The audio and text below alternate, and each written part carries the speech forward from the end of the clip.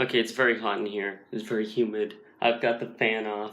I've got the window closed for noise sake. There's some humans outside attempting to human, doing some humaning.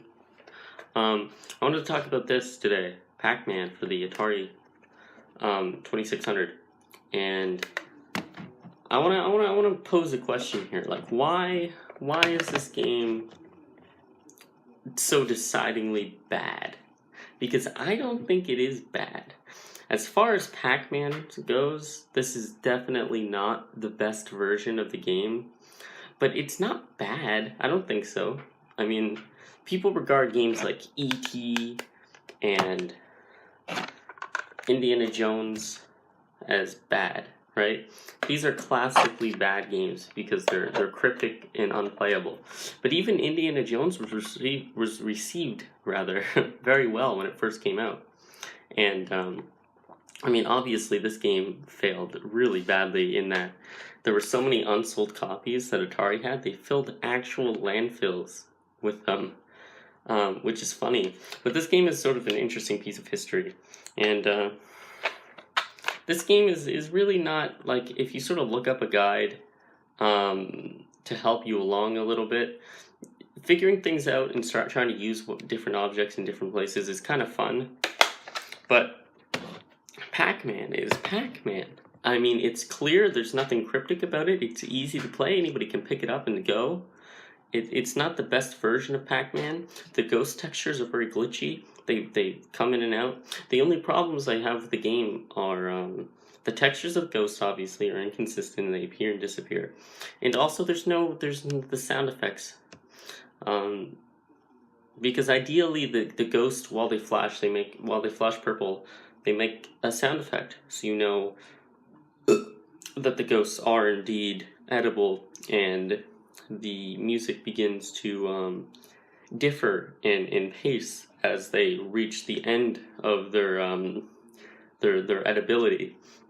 And that's a problem with this game, because oftentimes you're chasing a ghost, and without warning it'll turn back into white, and there's no way to switch back, and you'll die. But that's the only real flaw with the game. I mean, it's not bad. I don't think. I think it's as decent a port as you need to enjoy playing Pac-Man on the Atari. I mean, the game, the reason why it has such a reputation for being a bad game is, I don't think it's because of the actual quality of the game itself. It's because back in the day, it was big news to have something like Donkey Kong or Pac-Man or something like that ported to a home console.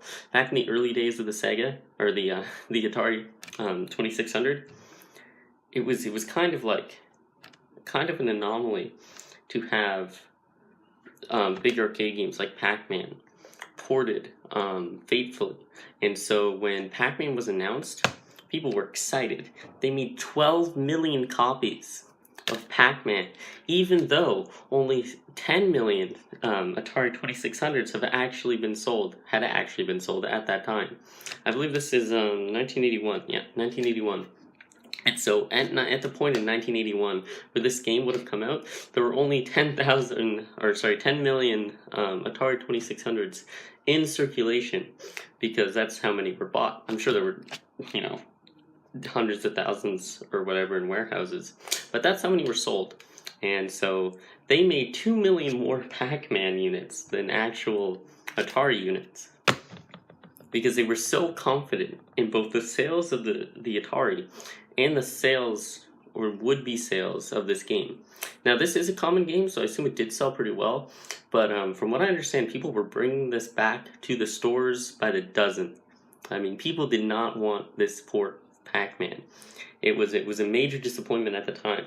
But honestly, if we're looking at it objectively, I don't think it's that bad. I mean, obviously, your taste in games is very subjective, but as far as arcade ports for the Genesis or the Atari goes, this is not too terrible. Donkey Kong was another decent port from the arcades. Obviously, the Atari version of Donkey Kong can't compare to the original arcade version. You could say the same about Space Invaders. but they're all good for what they are, aren't they? Because you know, just consoles did not have the capabilities that you had at your arcades, and that's what appealed to people about the arcades. I mean, Pong is incredibly easy to port, and so when Pong was ported to the Atari, when the home Pong consoles were made, that's when the arcade started to crash, because a lot of those cabinets were Pong, and so when you could have the same version of Pong at home, there was no real reason to go to the arcade, and so that's why they had to make bigger and better arcade machines, you know, with more complex games. And so when you try to emulate that on a less complex, less sophisticated machine, you get something like this. And that's how the cookie crumbles. Anyway, I'll talk to you guys later. Bye.